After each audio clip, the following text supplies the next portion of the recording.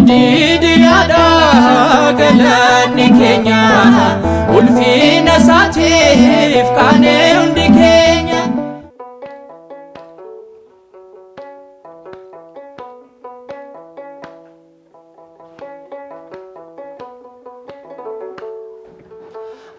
Abbaan bara bara arjaan yeroo maraa Yesus maqaan kee guddaadha ulfinni kee. Abbaan bara bara arjaan yeroo maraa Yesus maqaan kee guddaadha ulfinni kee.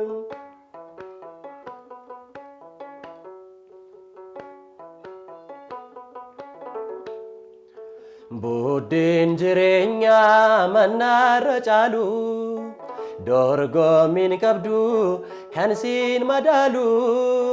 Dhugaatiin dhugaa burqaan hin banne Yesuusidha kan nuti amanne.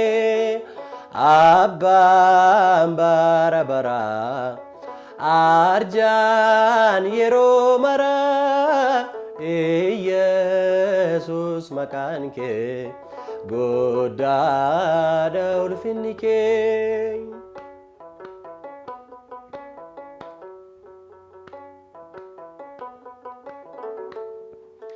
Deebiin kufnu siin dhaabbanneerra taasaa hin buunu waltajjii keerra.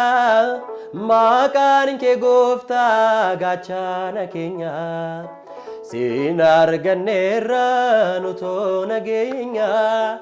Abbaan bara bara arjaan yeroo maraa Yesus maqaan kee guddaadha ulfinni kee.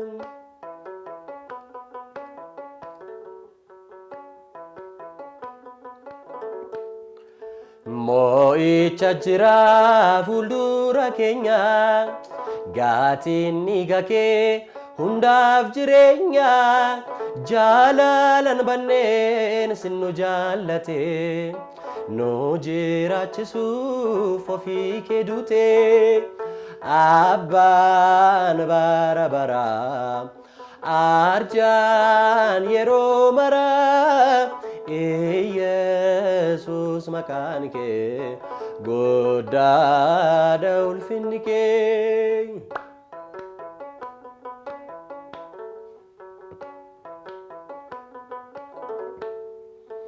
Mo'icha jira fuuldura keenya gaatiin dhiiga kee hundaaf jireenya. Jaalalan banneen sin nu jaallate nu jiraachisuuf ofii kee duute. Abbaan bara bara arjaan yeroo maraa Yesus maqaan kee guddaadha ulfinni kee.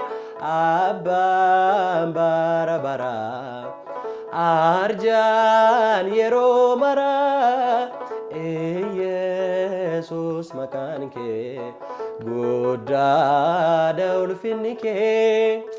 Elshadai maqaan kee guddaadha ulfinni kee.